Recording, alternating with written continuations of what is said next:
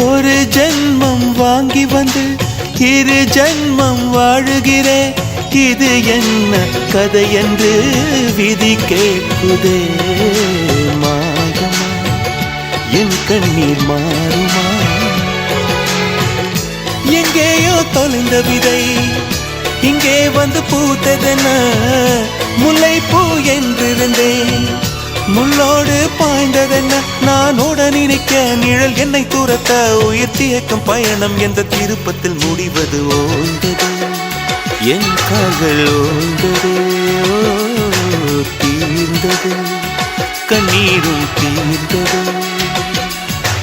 பூசு மஞ்சள் பூசு மஞ்சள் பூசிய பூன்று பூமியோடு போன பின்னும் பூத்தது ஏனென்று என் கண்கள் போய் சொல்லுமா? வேறில்லாம